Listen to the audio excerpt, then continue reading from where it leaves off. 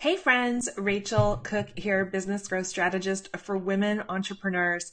And I did not have a scheduled episode of Uncomplicate Your Business today, but I still wanted to jump on and share a thought that I had earlier. So I often hear from women entrepreneurs who are following my content. They're following my weekly show, Uncomplicate Your Business, to learn how they can grow their business.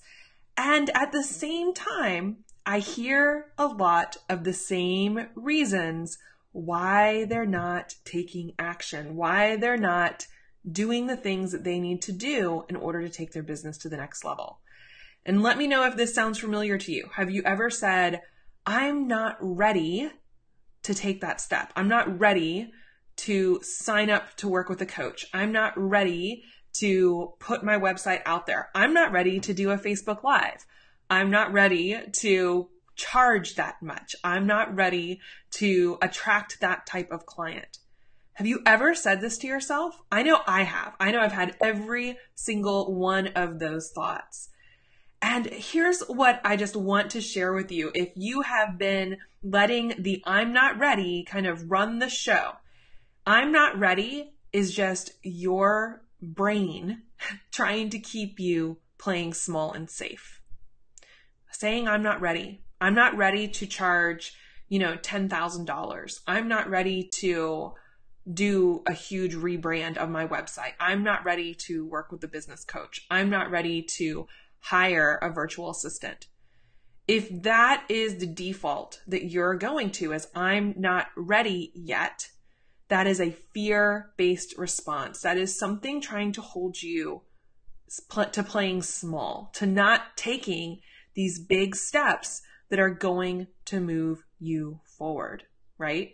So a little story from my own history. When I was just starting my business, some of you guys know this. When I was just starting my business, I left corporate consulting and had a little bit of a runway there to figure out what my business was going to be and how it was going to work.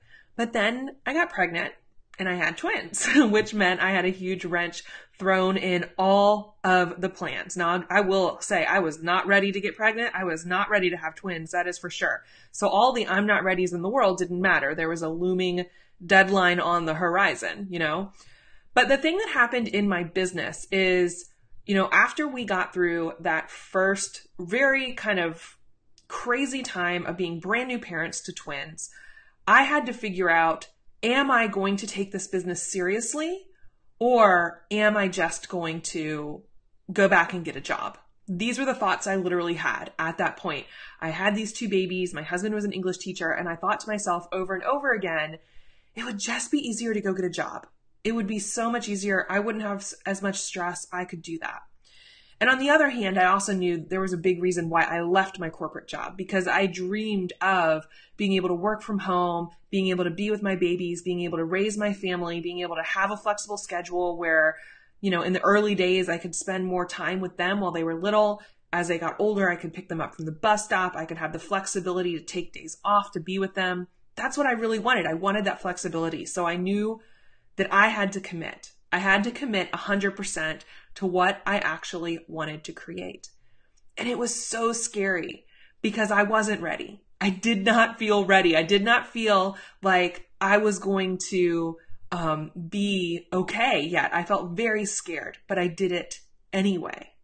So I knew I wasn't ready to be a mom, became a mom. Knew I wasn't ready to have twins, they were coming. I knew I wasn't ready to go 100% in on my business, but I decided even though I wasn't ready, I was going to commit 100% and do whatever it took to get my business to work for me.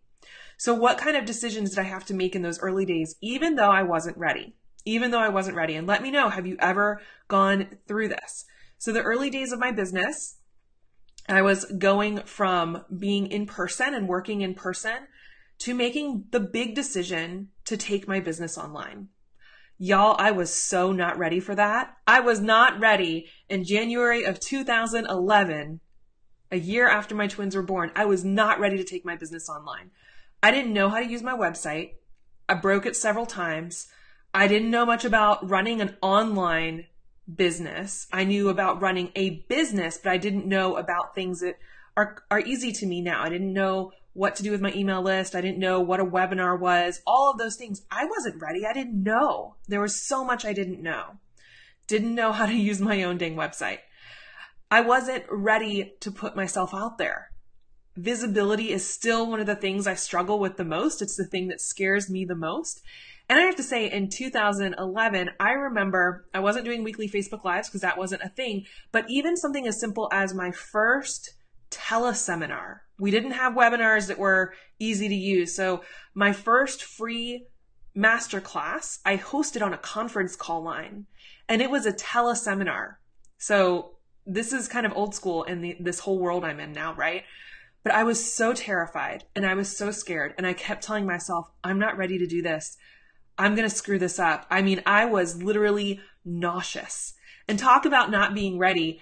I had to move mountains in order to make that call happen. Because remember, I had 1-year-old twins at this point.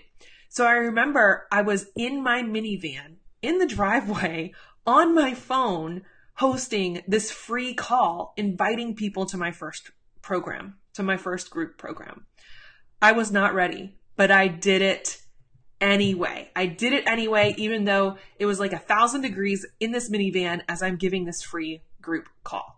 I got off that call and all I could feel was like, oh my God, I was flattened. I was so exhausted. It was just like this huge sense of like, I did it. You felt like you got up the mountain, but I did it. And you know, you get through that. It was scary, but we did it anyway. I wasn't ready, but I did it anyway. I remember the first time I had a client who paid me my initial fee for my new coaching program, my one-on-one coaching program. And at the time, it was $2,500 to work with me one-on-one for 6 months. And I was terrified. I was like, I am not ready to charge this. Who am I to charge $2,500 for 6 months? I was terrified. I thought they were going to think I was ridiculous. And you know, the crazy thing is that is so much less than a corporate client would have paid me when I was in corporate consulting. But working with individuals and micro business owners, it felt so scary. I wasn't ready, but I charged that. I charged $2,500 or $500 a month for people to coach with me. And I got through saying the number the first time and the second time and the third time. And a month later, I had filled my coaching program with amazing clients who were excited to work with me. Y'all, I was scared every single time I told them what it was going to look like to work with me. Every single time I told them how much it was going to cost to work with me, I was terrified. I did not feel ready. In fact, every part of me wanted to back down in that conversation with people and say, oh, but if that's too much, maybe we could do it for like $300 a month. Every part of me wanted to do that because it was scary. It was way out of my comfort zone. Another big thing I did in that first year when I committed and said, I've got to get this business to where I want it. I needed it to get to 6 figures so that I could replace my former corporate consulting salary. And the biggest, scariest thing I did almost right away that first year was I joined a mastermind. I was coming off of maternity leave. I had basically neglected my business. I had not sent an email. I had not written a blog post. I had not reached out to anybody. I had a couple of clients who I was basically their on retainer marketing department.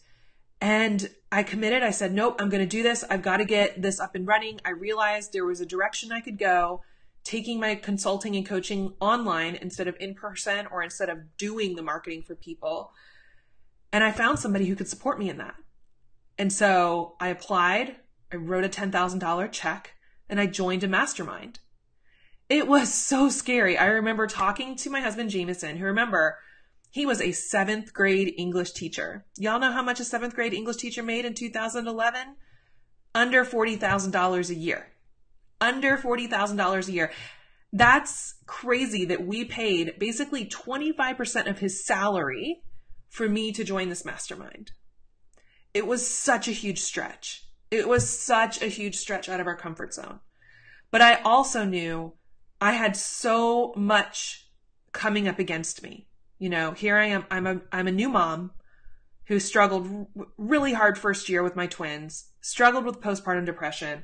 I didn't have any family nearby who could help me with these kids. So I was still going to be the primary caregiver, I knew I was coming up on a timeline, a time crunch, that I needed to get this business profitable to where I wanted it to go, or else I wouldn't have a choice. I would have to go get a job. And I realized very quickly there was a learning curve in front of me, and I needed someone to shorten that learning curve.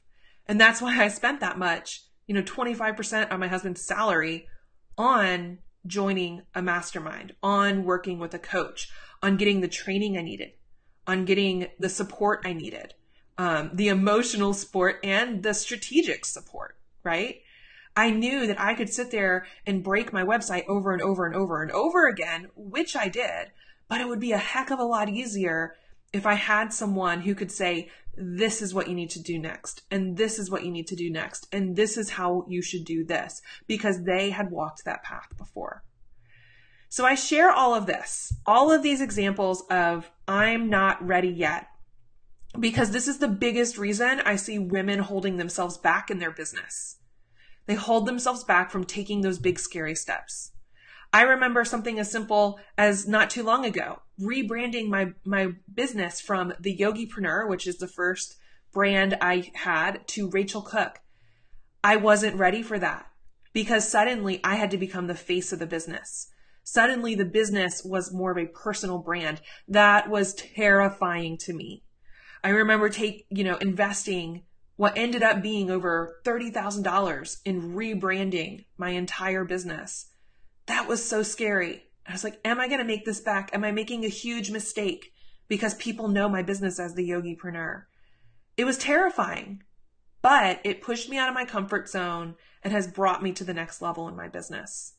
And these are the steps you're going to have to go through. You're going to have to learn to get over not being ready. You're going to have to learn how to push out of your comfort zone to do anything that will get you where you want to go in your business. So I hope that helps you. I already see some love from those of you who are like, thanks, Rach. I really needed this boost of encouragement. Y'all, we are never going to be ready, and we're going to do it anyway. We're going to do it scared. We're going to go into it and maybe throw up before we do our first Facebook Live or our first webinar. We're going to have conversations where afterwards your back is drenched in sweat because you're pitching yourself and announcing that 5-figure price to a client. We are going to have those feelings. But the good news is they're just feelings. They're just feelings. And I've reframed it for myself as, if I'm feeling this way, like this is making me nervous, I don't feel like I'm ready for that. That means to me now, and what I take it as now, that I'm on the right path. This is the next thing I need to do, the next obstacle I need to get through in order to get where I want to go in my business. So I'd love to hear from you guys. Drop a comment for me. Like I said, this is not officially a show today, but I just wanted to jump on and share this message with you because I remember those days. I still have those days, and you're not alone. You're not alone in this. We're all going to continue to do the things and to do hard things and make our dreams happen. Okay, much love, and I'll catch you on next week's episode of Uncomplicate Your Business.